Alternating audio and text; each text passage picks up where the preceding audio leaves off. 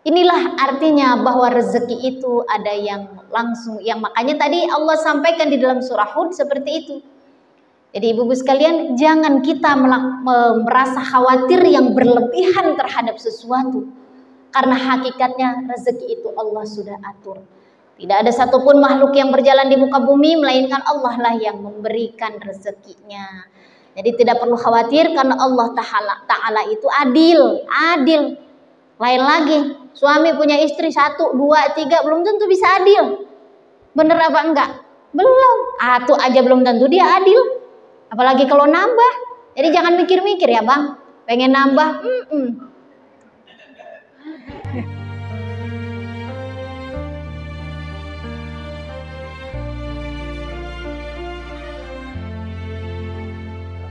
Bismillahirrahmanirrahim. Assalamualaikum warahmatullahi wabarakatuh.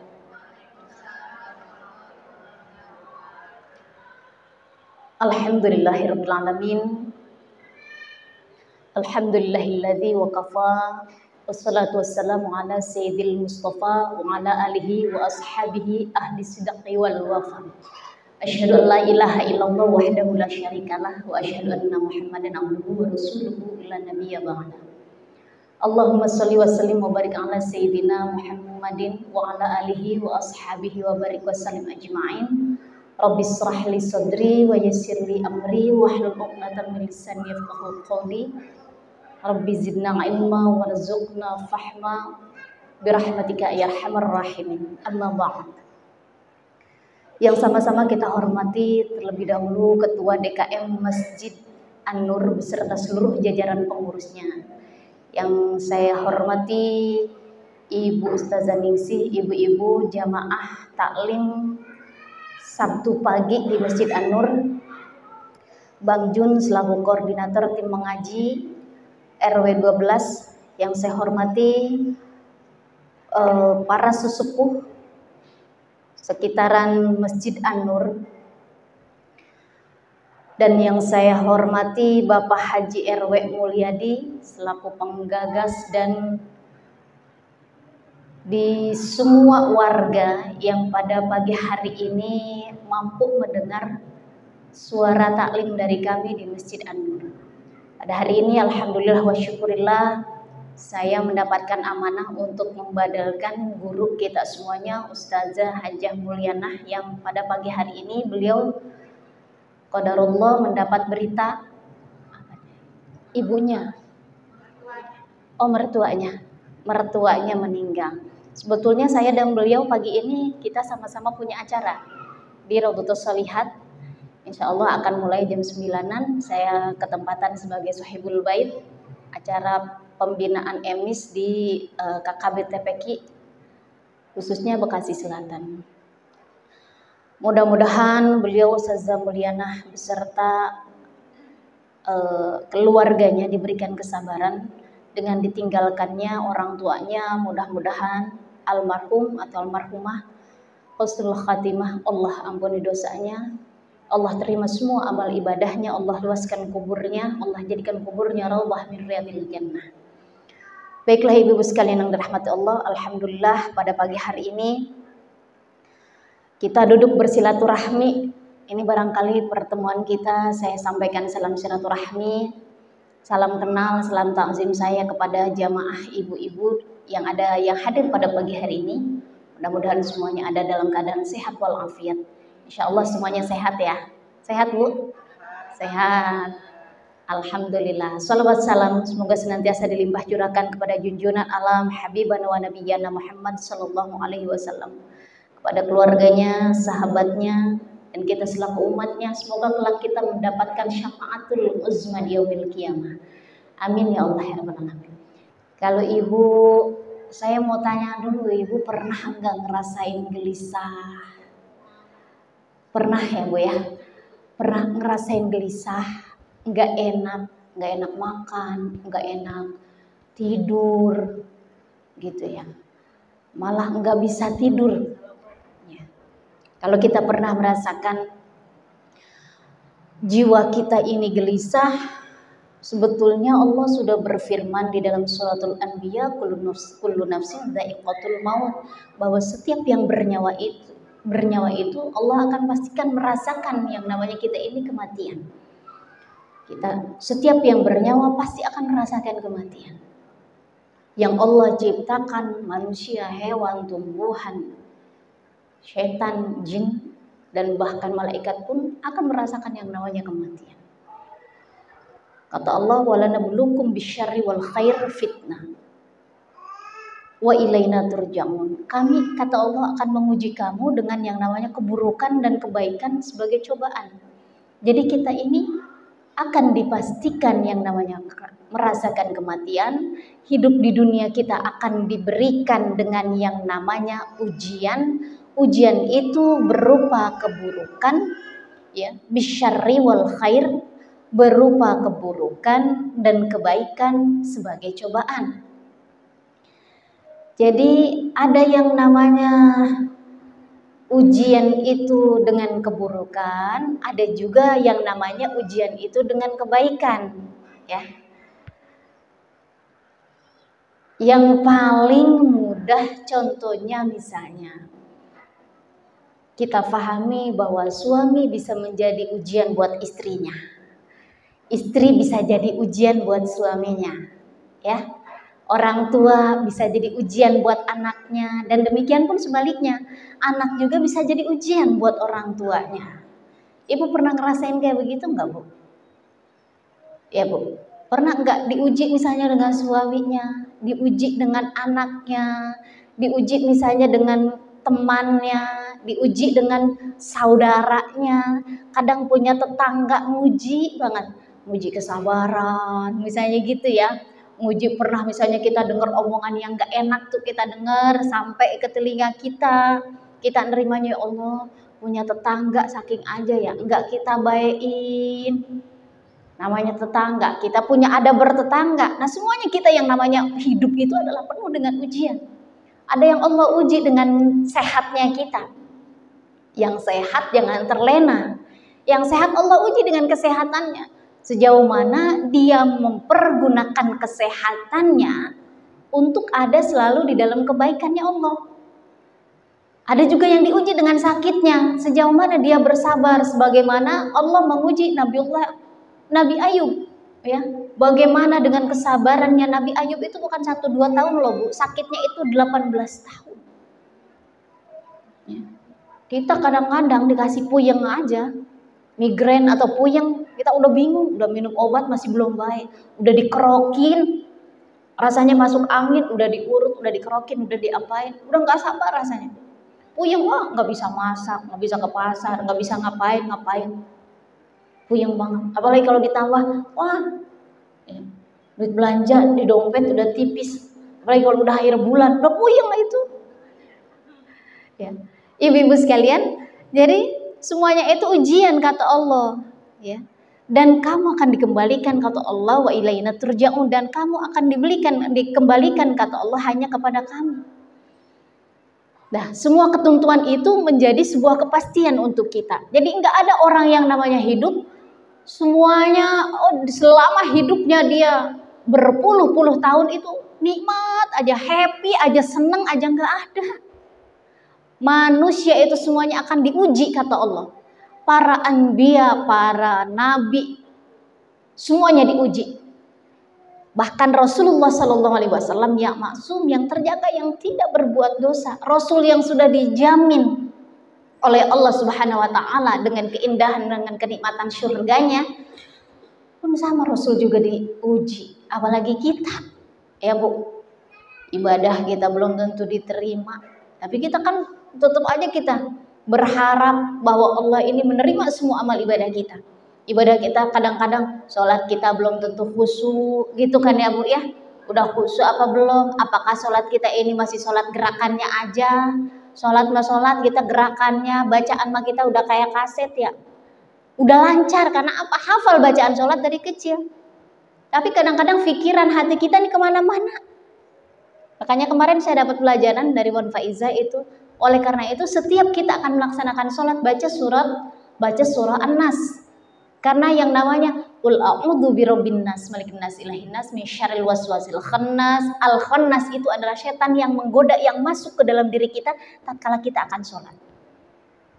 Jadi kalau kita mau sholat, usahakan kadang-kadang kalau mau sholat ini pikiran nih masih kemana-mana. Kalau kata orang kayu ringin masih ngayap kemana-mana. Padahal udah pakai mau kena. Udah niat juga di dalam hati. Kadang-kadang udah mau baca, ibu begitu apa enggak? Iya.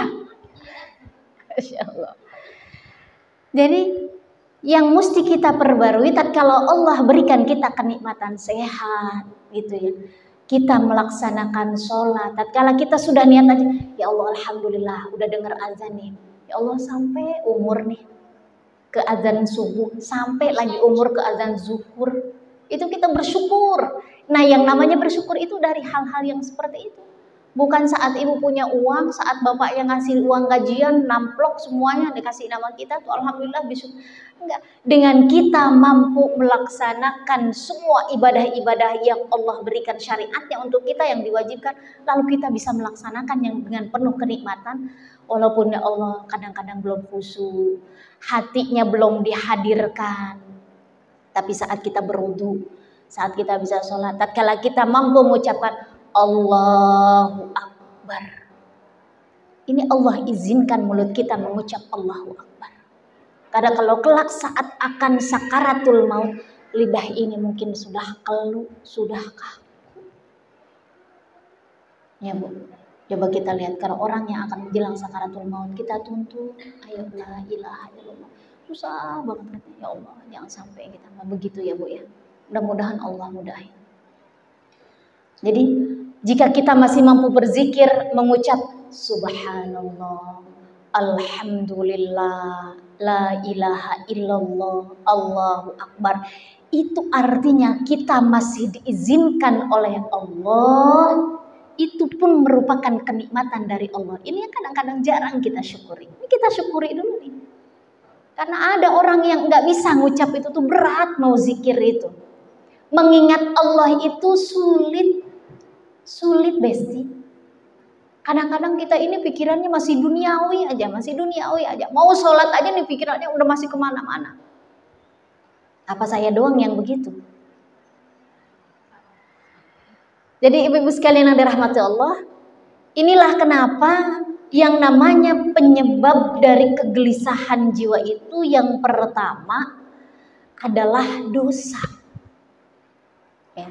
Jadi kalau hati kita ini pernah gelisah, nggak bisa tidur, nggak tenang, yang pertama yang menjadi penyebab kegelisahan itu adalah dosa. Fa innal khairatu ma'ninah wa inna syarra ribah. Kebaikan itu selalu mendatangkan ketenangan, sedangkan keburukan selalu mendatangkan kegelisahan. Coba ibu kalau duduk baca Quran, sholat, ditambah pas punya kebutuhan. Misalnya punya kebutuhan, punya hajat, ada yang dipengenin, ada yang diminta sama Allah punya kebutuhan. Entah itu pengen utang lunas, entah itu pengen anak tuh gampang diajarin sholatnya, biar rajin, entah itu biar anaknya tuh soleh-solehah, kalau dinasehatin dengerin. Semua hajat-hajat keinginan kita kepada Allah kalau kita lagi butuh itu, sholat bisa sampai nangis-nangis, bener apa enggak Bu? Sholat aja kita sampai nangis. Jadi saat kita melaksanakan sholat itu, kalau kita melaksanakan sholat, bahwa sholat itu hanya akan jadi penggugur dosa, itu artinya sholatnya masih levelnya yang rendah. Kalau kita pun ngerasain bahwa sholat ini sekedar kewajiban juga sama. Tapi tatkala bahwa Allah itulah satu-satunya zat yang memang pantas untuk kita patuhi, kita taati, kita tunduki, bahkan kita sujudi. Nah, bahwa satu-satunya zat. Kadang-kadang ya Allah, hati ini masih suka tunduk, suka sujud kepada urusan dunia. Bener apa betul Bu? Ya. Kadang kalau mikirin suami, mikirin anak, wah dipikirin banget. Ya, ibu di sini udah pada punya anak semuanya. Kayaknya saya lihat usianya sekitar 18-19 ya. Alhamdulillah. Kali 2. Ibu-ibu sekalian yang dirahmati Allah. Jadi kalau kita berbuat baik, semua yang disyariatkan oleh Allah ini kebaikan-kebaikan itu yang kita kerjakan. Pengennya mah memang menghindar dari dosa. Tapi al-insanu mahallul khoto'i wa nisyan. Yang namanya manusia itu memang tempatnya khilaf, tempatnya dosa, tempatnya lupa. Jadi kalau kita berbuat baik, selalu ada dalam rambu-rambunya Allah, insya Allah itu yang akan menimbulkan ketenangan. Tapi jika kita berbuat kejelekan, berbuat keburukan, dosa, kemaksiatan, itulah yang menjadi penyebab pertama akan datangnya kegelisahan di dalam hati kita. Coba contohnya misalnya, ibu ngeredit apa aja deh, nggak izin dulu sama suami. Giliran tagihannya datang, bingung. Pak, ini ada tagihan datang, tolongin apa? Ngapa kagak bilang-bilang? Lagian ya. Kenapa kagak izin dulu? Orang mah kalau apa-apa ngomong dulu apa sama laki. Kan giliran laki deh yang bayar. Contohnya misalnya, kan di jamaah di sini nggak ada ya, nggak ada yang begini. Ibu-ibu sekalian, kenapa nggak bilang sama suaminya?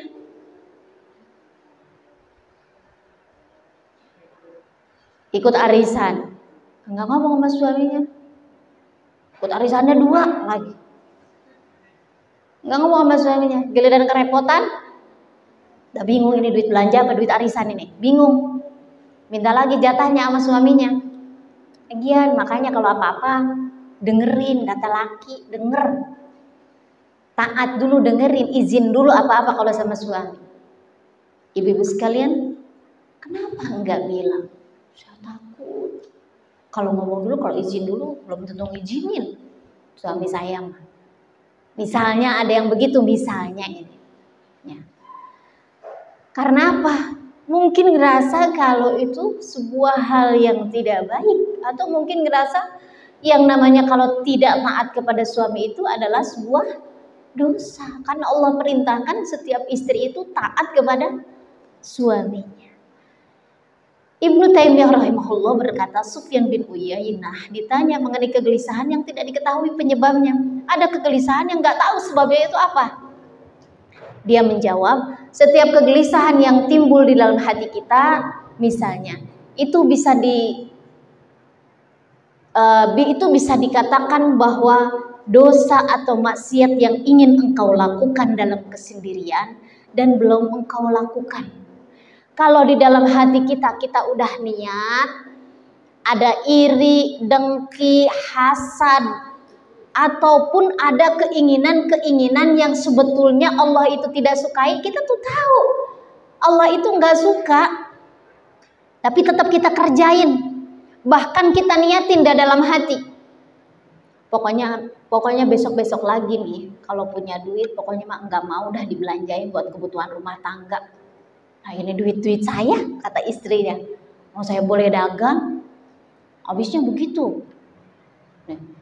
Kalau kita kasih nih sama bapaknya, keenakan bapaknya. Misalnya begitu. Enak banget, padahal mah ini duit kita. Kan duit suami, uang suami, uang istri. Uang istri itu, uang istri. Ya, kayaknya prinsipnya sama, di RT mana aja begitu kayaknya. Ya. Misalnya di dalam hati kita mau berhenti berbuat baik. Kalau itu sebuah dosa atau maksiat yang ingin kita lakukan, itu kita omongin tuh saat kita lagi sendiri nih. Dan tapi belum dilakukan, walaupun belum dilakukan, maka kata Ibnu Taimiyah rahimahullah, engkau akan dibalas atau ditimpa dengan yang namanya kegelisahan. Jadi kalau ada dosa di dalam hati aja walaupun belum dikerjain, baru niat doang di dalam hati, maka balasannya adalah kita akan ditimpa dengan yang namanya kegelisahan. Ibu-ibu sekalian yang dirahmati Allah, an Abi Hurairah Rasulullah sallallahu alaihi wasallam qala innal 'abda idza akhta'a khati'atan nukitat fi qalbihi tuqtati saudahu. Apabila hamba Allah melakukan sebuah kesalahan atau dosa, maka dititikkan di dalam hatinya sebuah titik hitam. Jadi kalau kita yang tadinya Allah ciptakan kita dengan fitrah bersih, kita lahir ini bersih tanpa dosa, tanpa noda, tapi seiring kita usia kita 10, 20, 30, kita sudah punya rapot sendiri, udah dosa sendiri, sudah akil balik kita. Lalu kita mempunyai dosa. Setiap ada dosa per dosa itu, kalau ada yang di dalam hati kita, terus saja numpuk dosa hati kita, Bu.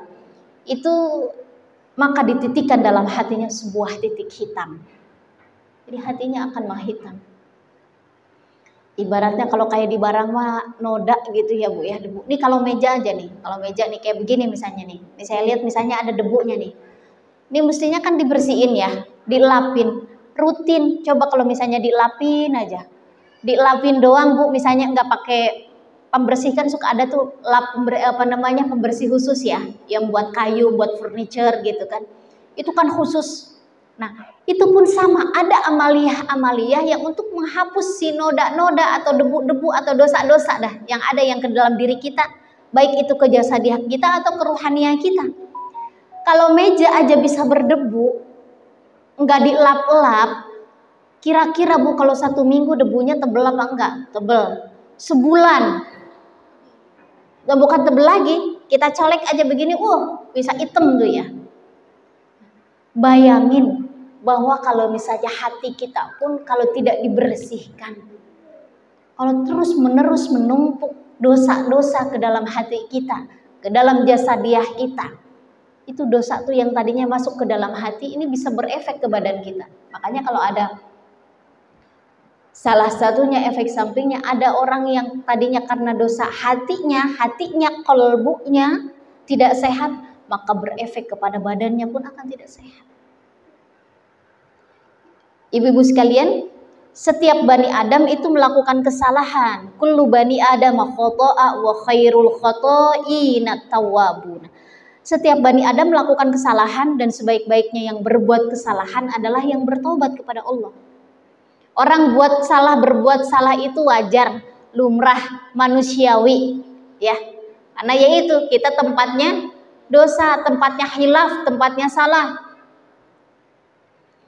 Tapi ada orang yang sebaik-baiknya orang yang berbuat kesalahan, tatkala dia bertaubat kepada Allah dan dia itu konsisten dalam taubatnya. Orang yang tadinya kerjaannya tuh tiap kalau pagi, enggak siang, enggak sore, enggak malam, hasad aja. Enggak boleh punya tetangganya yang punya tetangganya punya AC baru, dia yang kedinginan. Tetangganya punya kompor gas baru, dia yang rasanya kepanasan. Begitu. Tetangganya punya motor baru, dia yang ngegas. Jadi nggak boleh misalnya ya, orang-orang punya kenikmatan, temennya punya kenikmatan, yang lain punya kebolehan, dia yang kepanasan. Nauzubillah. Jadi tapi tatkala ada sesuatu saat orang punya kelebihan, dia iri. Saat orang punya kebisaan, dia hasad. Nggak pengen tuh orang itu punya kenikmatan. Bahkan kepengennya itu orang itu tidak punya kenikmatan, hilang kenikmatannya. Itulah kan yang namanya hasad. Tapi saat orang sudah bertaubat dari dosanya, dia bertaubat, itulah sebaik-baiknya manusia. Orang yang tadinya pendosa tapi dia bertaubat, nah itulah sebaik-baiknya. Sebaik-baiknya dari setiap Bani Adam. Jadi kalau berbuat salah, kita sudah menyadari misalnya kesalahan kita, buru-buru minta maaf. Kalau kita misalnya punya salah sama suami, kira-kira kita suka minta maaf duluan apa enggak? Saya tanya ke ibu-ibu nih. Kalau kita punya salah misalnya, atau suami yang punya salah, siapa yang minta maaf duluan?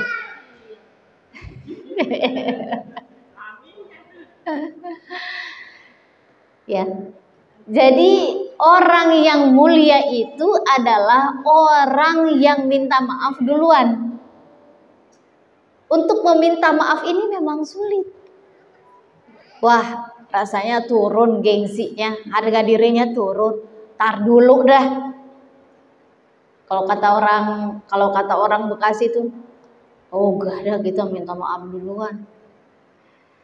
Padahal orang yang paling mulia itu siapa? Dia yang meminta maaf duluan. Nggak jauh-jauh deh, karena di sini mungkin masih pada punya suami ya.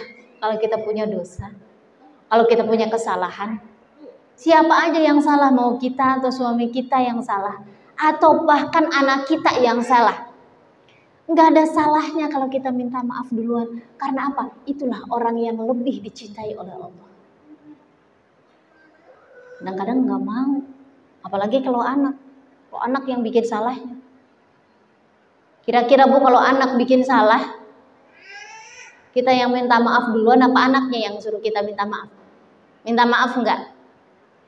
Minta maaf enggak? Apa digituin? Ibu, jadi kalau ada gelagat anaknya, misalnya begini, ibu punya anak kecil, atau ibu punya anak remaja, kok gelagatnya jadi beda?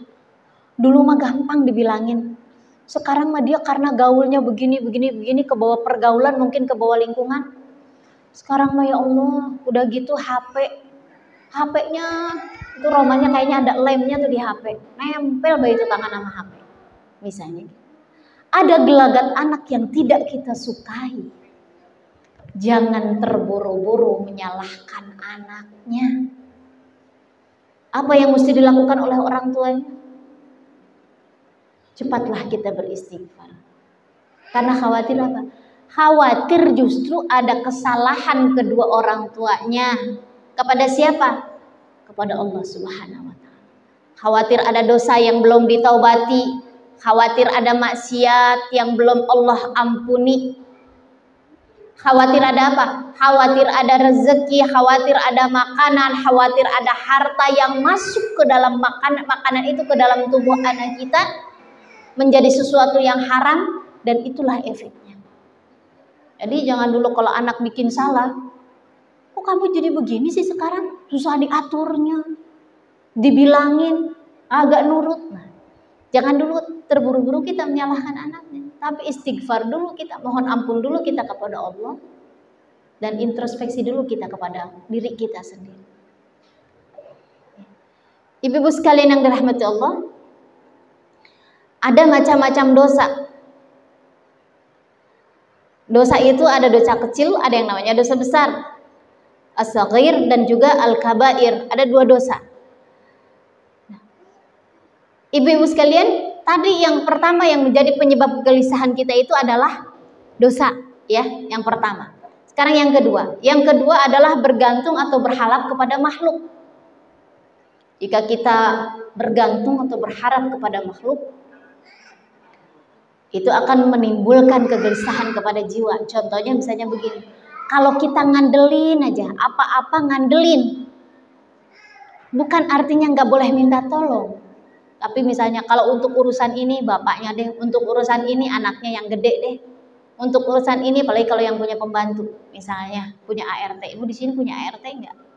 Enggak ya, sendiri diri malah ya. Oh sama, kita pejuang tangguh semua. Misalnya gitu ya. Tapi kalau kita bergantung kepada makhluk, dari Ibnu Abbas radhiyallahu an, Rasulullah sallallahu alaihi wasallam bersabda, kata Allah, hadis riwayat At-Tabrani dalam kitab Al-Kabir, ista'inu 'anin nasi walau bisyu suwa. Merasa cukuplah kamu dari manusia, jangan perlihatkan seakan-akan kita itu butuh kepada manusia. Walaupun hanya dengan gosokan siwak, walaupun hanya minta diambilkan siwak, minta ambilin gosok sikat gigi kalau kata sekarang. Jadi merasa cukuplah kita itu dari kepada manusia itu. Jangan terlalu banyak ngandelin kepada orang lain. Kadang-kadang jangan sampai begini, mau masak, kagak punya prestonya, mau bikin presto, antar aja dah, tetangga juga punya itu, kita pinjem be. Contohnya misalnya gitu ya.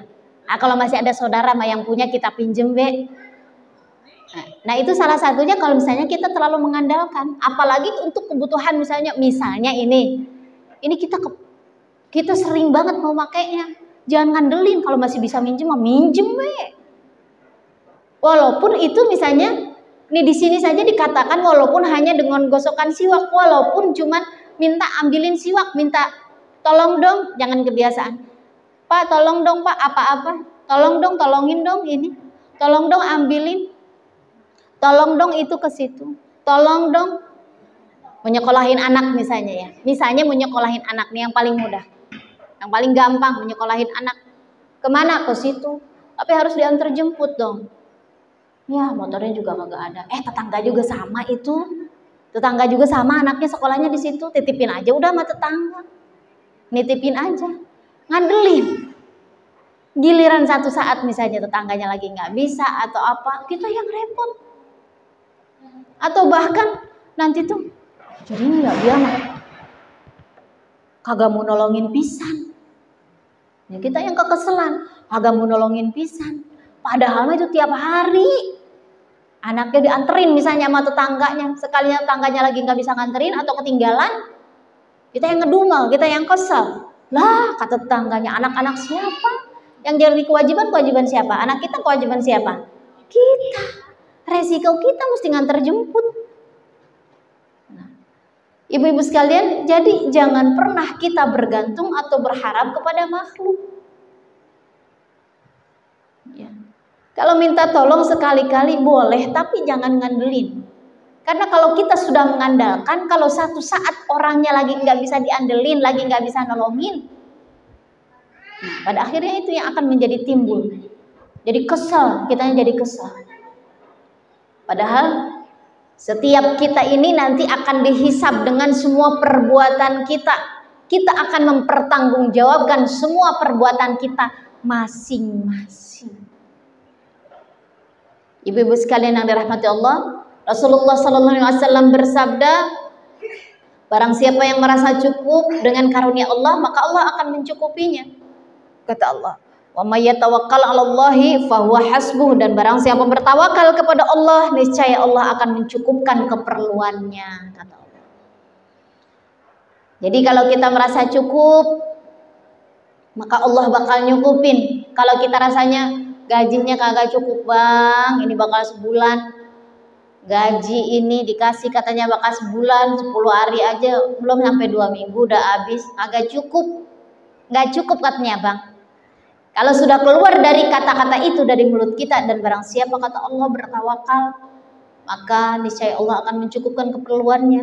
Artinya kalau kita sudah pakai ilmu matematikanya Allah, ya Allah saat kita menerima apapun itu bentuknya, mau berapapun nilainya, Allah deh yang nyukupin. Kalau pakai hitungan kita memang kayaknya nggak cukup. Bawa duit aja sekarang 100.000 misalnya ke pasar. Kira-kira Bu, beli sayurannya, beli lauknya, udang udah berapa? Ya bisa sih kalau misalnya 10.000 mah, 10.000 gitu ya, dapat misalnya telur 1/4. Buat pagi, siang, sore mah emang mau pada makan begitu? Iya. Kecuali kalau misalnya hari gini emang masih ada mau yang makan pakai nasi pakai garam doang. Apalagi anak sekarang ya. Kadang-kadang lauknya mesti beda, pagi dia sarapannya apa, siang apa, malam lain lagi. Kalau nggak ada lauknya ya jajan, gitu kan? Entah itu jajannya apa, gitu kan macam-macam juga. Itu juga ada uangnya. Nggak mungkin kalau jajan malam mau beli nasi uduk atau mau beli apa, mie ayam segala macam tuh nggak cukup 2.000. Nah kalau pakai matematika kita mungkin nggak cukup. Tapi tatkala kita menerima dari Allah Subhanahu Wa Taala itu apapun bentuk rezekinya, kata Allah apa? Kalau kita bersyukur, maka Allah tambahin. Wala in kafartum inna adzabi lasyadid. Jadilah in syakartumnya ini yang mesti ditambahin. Tambahin terus syukur kita. Ibu, yang ketiga penyebabnya yang namanya penyebab kegelisahan tadi, yang pertama adalah dosa. Penyebab kegelisahan itu kalau kita hati kita suka gelisah, nggak tenang, nggak bisa tidur, banyak mikirin yang berlebihan. Satu, yang pertama adalah dosa, dua bergantung kepada makhluk, yang ketiga adalah hilangnya qanaah. Yang ketiga hilangnya qanaah. Nabi Shallallahu Alaihi Wasallam bersabda, laisal ghina an kasrotil arodi, walakinnal ghina ghinan nafsi. Kekayaan itu bukanlah dengan banyaknya mewahnya dunia, akan tetapi kekayaan yang hakiki, yang sejati adalah kekayaan atau kecukupan dalam jiwa atau dalam hati. Hadis riwayat Bukhari Muslim. Jadi hilangnya qanaah. Qanaah itu apa? Merasa cukup. Merasa kurang adalah sumber kegelisahan. Jadi kalau kita merasa kurang aja kurang. Karena sejatinya apa? Yang namanya kekayaan itu bukanlah banyaknya tentang kemewahan dunia. Belum tentu orang yang punya mobil 1, 2, motornya juga sama, penuh garasinya, belum tentu dia merasa tenang. Ada orang yang punya mobil, punya motor, itu emang gak mesti dijagain. Ya, mobil atau motor mesti ada garasinya, dikunci. Kalau nggak dikunci dia gak tenang. Bener apa enggak? Mesti dijagain. Kadang-kadang udah dikunci juga. Kalau misalnya qadarullah bu, kalau ada maling, ada yang ngambil, padahal kita udah ikhtiar, udah dikunci, kunci gerbangnya, dikunci garasinya, ya bu ya. Misalnya mobilnya juga sama, pakai remote control, dikunci, anti maling katanya. Padahal udah anti maling. Tapi ibu-ibu sekalian, nah kan sama. Yang namanya sekarang ini makin pinter kita, digital teknologi makin canggih, maling juga sama makin pinter makin canggih. Oleh karena itu yang namanya kekayaan hakiki yang sejatinya adalah kecukupan dalam jiwa atau hati. Ini teori ini sebetulnya yang paling harus wajib bahkan kita terapkan di dalam hati kita. Kalau kita merasa kekayaan hakiki itu adalah kekayaan atau kecukupan di dalam jiwa kita, di dalam hati kita, cukup bahwa ya Allah punya suami, ini suami saya, kata ibu gitu, anak-anak saya bersyukur, saya ridho ya Allah, saya ikhlas ya Allah. Kalau ada kesalahan dari suami saya, ya Allah, mohon diridhokan, saya ridho. Kalau suami saya punya salah misalnya sama saya, anak punya dosa, bikin kesel misalnya sama kita, jangan kita ngedumel dalam hati, Allah sakit hati saya. Nah, kalau sudah kita sakit rasanya hati kita, misalnya karena ulah anak, kalau kita nggak ridho, Allah kan nggak ridho. Jadi kalau misalnya anak berbuat salah, suami berbuat salah, ngomong kita sama diri sendiri, ya Allah saya maafin, karena Allah saja maha pemaaf. Jadi kita ngomong sama diri kita, ya Allah saya maafin kesalahan suami saya kepada saya, ya Allah saya maafin kesalahan anak saya kepada diri saya, kesalahan anak saya kepada orang tuanya, kepada saya khususnya. Terutama saat kita akan tidur, ikhlaskan semuanya, ikhlaskan semua yang sudah terjadi hari ini. Jadi kalau begitu insya Allah, Allah pun akan ridho, sebagaimana kita pun ridho akan ketentuannya itu. Jadi kekayaan yang hakiki, kekayaan itu, kecukupan itu di dalam jiwa kita, di dalam hati kita. Ini tentunya prosesnya kita perlu latihan ya bu ya. Kalau merasa hatinya tuh cukup ya Allah. Enggak pengen yang macem-macem, enggak pengen HP model yang terbaru gitu, ya. Atau fashion yang model terbaru, enggak macem-macem, enggak neko-neko. Cukup dengan apa? Cukup kita punya nikmat sehat, bisa ibadah, bisa melaksanakan ibadah-ibadah sunnah. Itu cukup kita minta begitu aja. Jadi insya Allah dengan doa Rabbana atina fid dunya hasanah wa fil akhirati hasanah wa qina adzabannar. Cukup dengan itu semuanya ya Allah. kebaikan yang kita minta dari Allah di dunia dan di akhirat kita kelak. Itu insya Allah akan menjadi kunci. Jangan sampai kita hilangnya qanaah di dalam diri kita. Hilangnya merasa qanaah itu merasa kurang aja, merasa semuanya itu enggak cukup. Ini yang akan menjadi penyebab kegelisahan jiwa kita. Lalu yang keempat, setelah tadi yang pertama dosa, kedua adalah bergantung kepada makhluk menjadi penyebab kegelisahan jiwa itu. Yang ketiga hilangnya qanaah, yang keempat khawatir terhadap sesuatu. Ini artinya ada khawatir yang berlebihan terhadap sesuatu. Khawatir yang berlebihan terhadap sesuatu.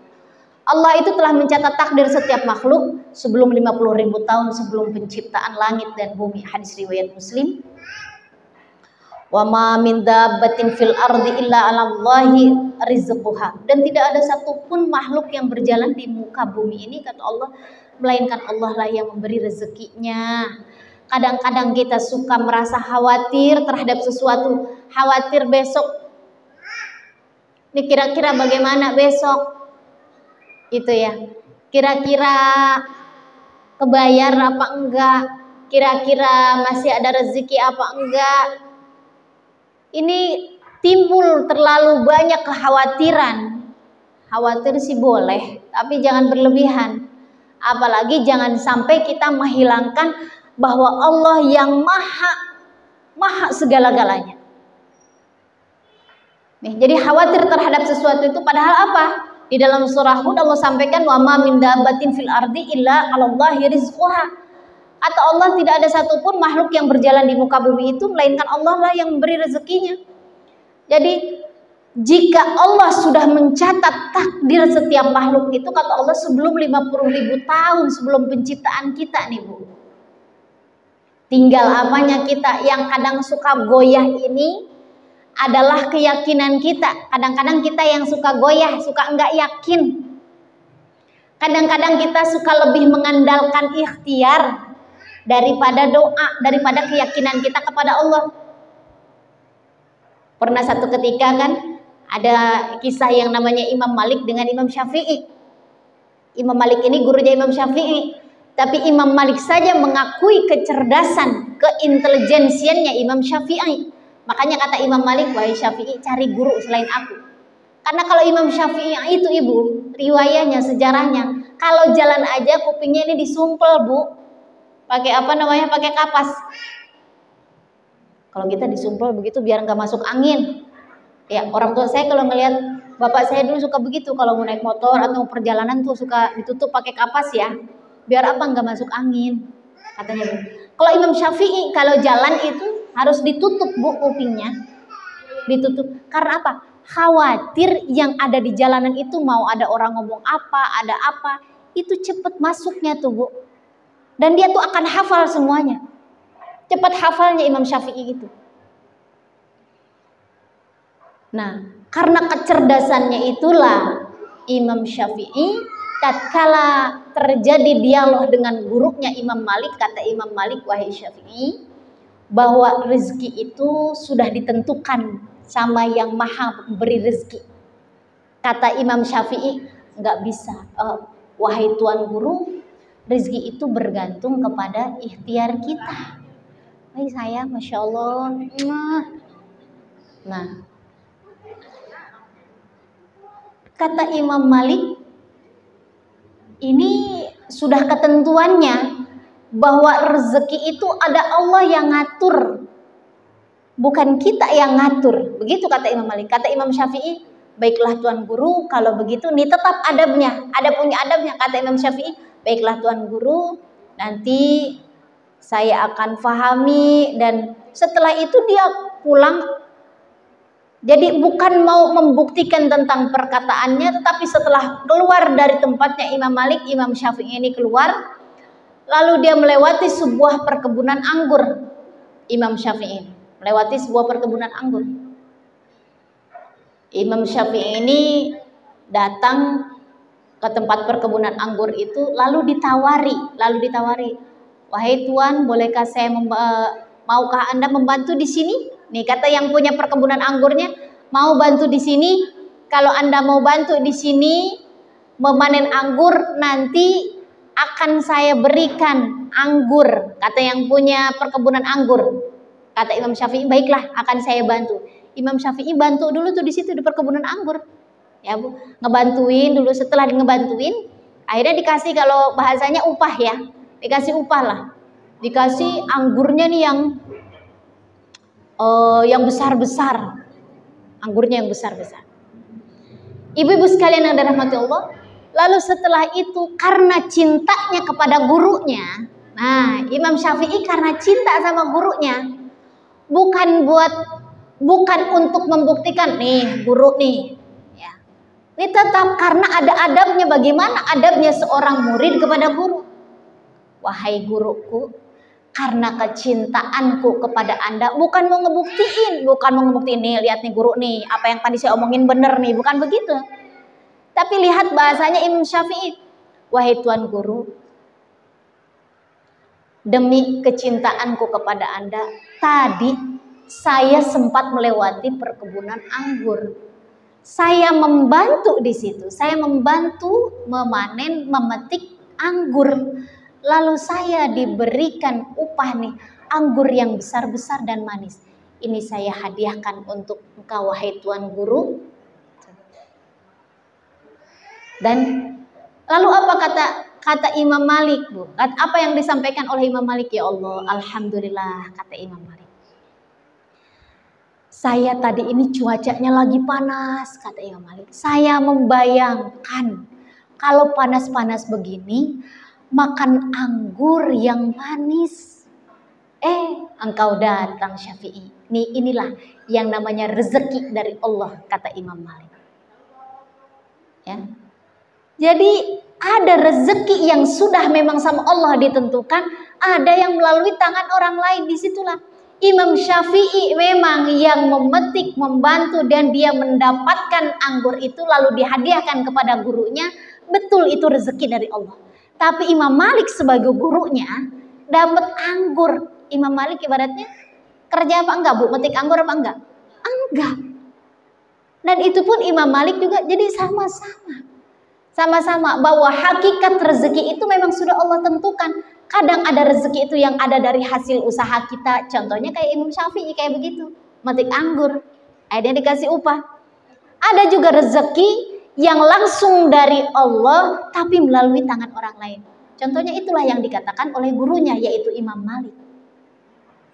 Ya, itulah yang namanya kenikmatan seorang guru seperti itu ya Bu ya. Barokahnya orang yang punya ilmu seperti itu. Kalau ilmunya dijadikan dalam jalan kebaikan, dalam taat kepada Allah, Imam Malik tinggal nerima tuh Bu. Enak kan ya?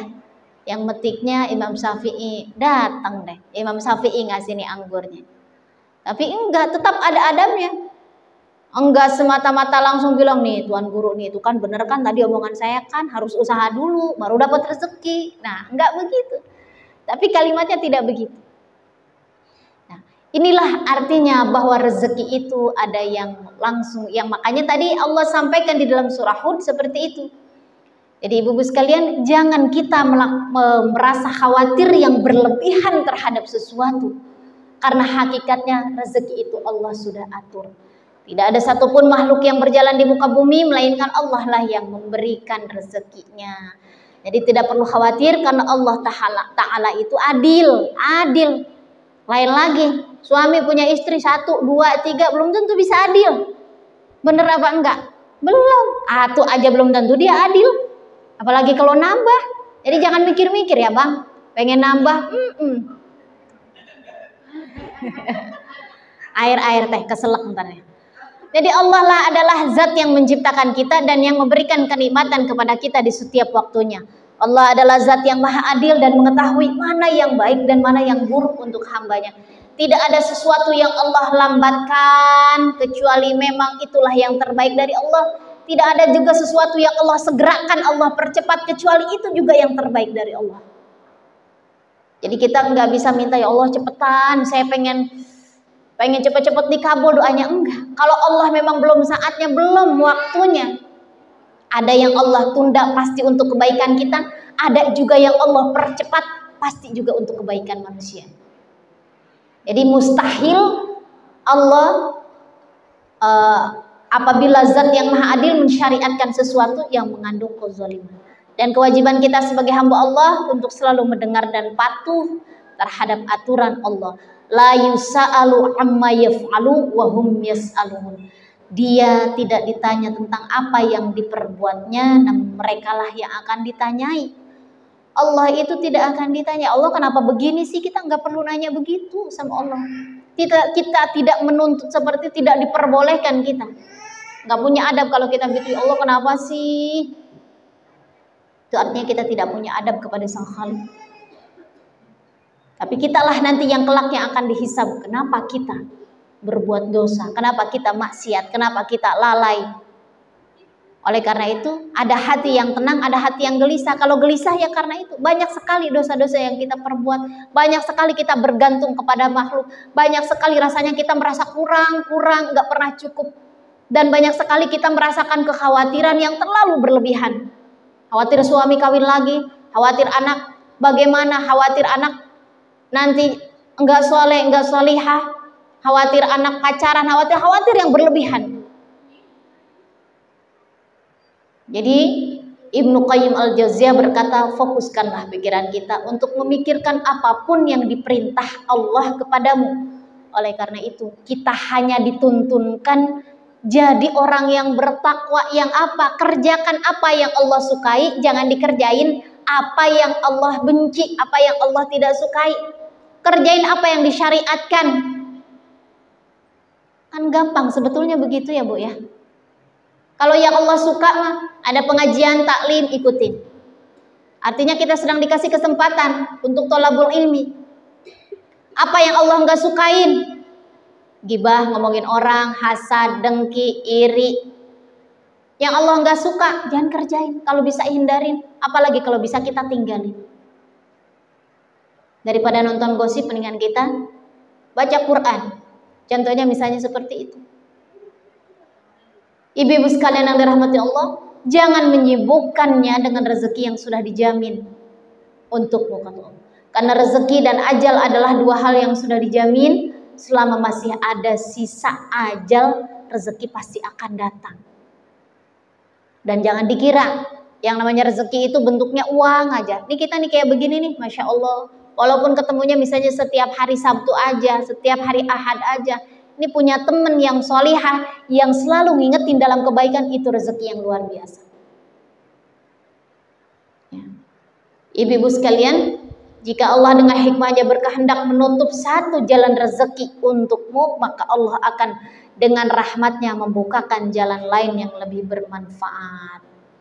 Yang kelima, percaya kepada tiaroh. Udah 9:30 ya. Yang kelima, percaya kepada tiaroh. Penyebab-penyebab kegelisahan ini. Dan yang keempat, khawatir terhadap sesuatu, khawatir yang berlebihan. Yang kelima, percaya kepada tiaroh.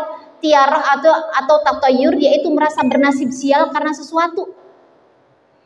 Merasa bernasib sial karena sesuatu. Orang yang bertatayur itu tersiksa jiwanya, sempit dadanya, tidak pernah tenang, buruk akhlaknya, mudah terpengaruh. Jadi kalau kita pernah merasa bergantung kepada sesuatu yang tidak ada hakikatnya, itu termasuk takhayul atau keraguan-raguan. Punya anak, punya saudara yang lagi hamil, Neng, kalau keluar kemana-mana pakai gunting, pakai apa segala macem. Kalau kagak ntar apa namanya, ada pamalinya, pamali sama Bu Mali. Ya. Ntar takutnya sial, ntar anaknya begini, begono. Nah, itu kalau kita percaya kepada tiaroh, merasa bernasib sial karena sesuatu, itu akan yang menjadi poin yang kelima dari penyebab kegelisahan jiwa. Yang keenam, penyakit hasad.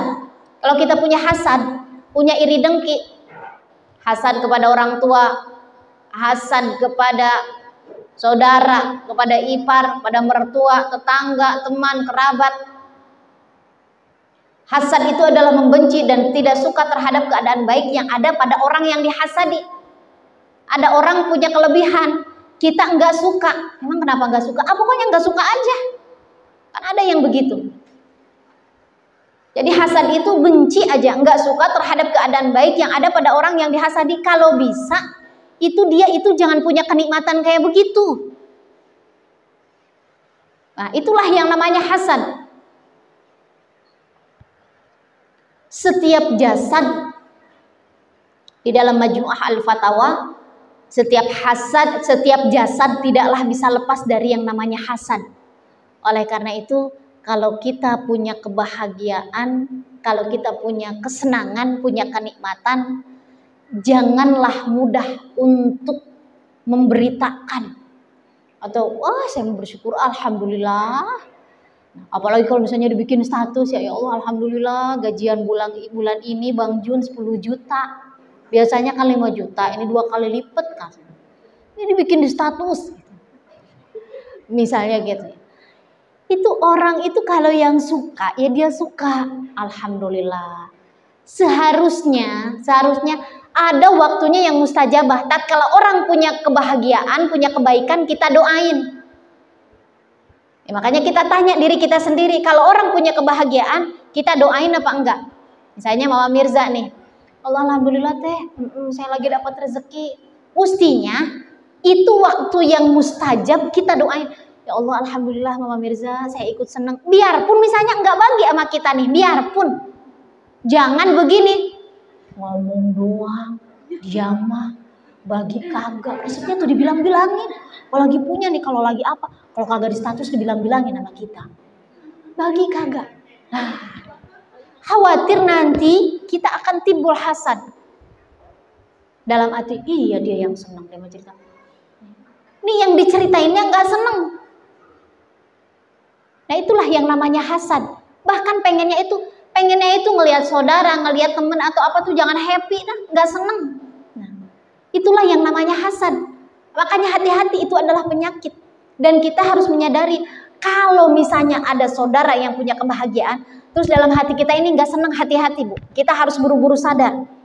Tiba-tiba misalnya punya saudara, mau saudara kandung, saudara ipar, saudara sepupu, punya kesenangan, punya kenikmatan, punya kebahagiaan, terus kita nggak senang, buru-buru istighfar. Ya Allah, kok saya nggak senang? Cepat introspeksi diri. Ya Allah, jangan sampai kita hasad. Astagfirullahaladzim. Harusnya seperti itu. Khawatir kalau kita tidak menyadari hal itu akan terus menerus. Yang namanya penyakit itu kalau kita nggak sadarin, lama-lama kalau yang namanya penyakit, kalau didiemin kira-kira bagaimana Bu? Baik apa, sembuh apa enggak? Enggak kan? Kalau diantepin, nggak diobatin, malah akan kronis kalau yang namanya penyakit. Nah, penyakit yang ada di dalam jasadiah kita, di dalam ruhaniah kita juga, yang namanya hasad juga sama. Yang namanya penyakit hati itu kalau nggak diobatin, apalagi kalau kita nggak nyadar kalau itu adalah penyakit. Makanya kalau misalnya, contohnya yang paling mudah seperti itu, kalau orang punya kebahagiaan, kita doain apa kita sebelin, apa kita nyebelin deh. Kita keselin. Insya Allah kita doain ya Bu ya. Ngikut senang. Bener ya Bu ya? Insya Allah. Jadi ibu-ibu sekalian, karena setiap jiwa ini, setiap jasad kita ini tidak akan lepas dari yang namanya hasad. Belum tentu kalau saudara kita punya kesenangan, punya kenikmatan, kita ngikut senang. Itu kalau misalnya ada aja di dalam hati terbersit, ya Allah enak banget dia mah sama lakinya disayang banget. Misalnya nih saudara, ini cepet-cepet kita istighfar. Cepet-cepet kita istighfar. Itu ada potensi setiap jasad ini. Karena memang sudah diterangkannya seperti itu. Setiap jasad ini, setiap jasad manusia tidak akan bisa lepas dari yang namanya hasad. Tapi jangan sampai itu mendem di dalam hati kita. Buru-buru kita introspeksi diri. Kalau misalnya kita sudah ada gejala-gejala seperti itu. Doa, zikir, sebab ketenangan. Nah, ibu-ibu sekalian, jadi ini karena waktunya sudah habis, ada doa-doa yang lain insya Allah nanti kapan-kapan lagi ya Bu ya. Barangkali itu yang bisa saya sampaikan, bahwa ada penyebab dosa atau penyebab kegelisahan jiwa, itu tadi ada 6 poin yang sudah ditulis ya Bu. Yang tadi yang pertama apa?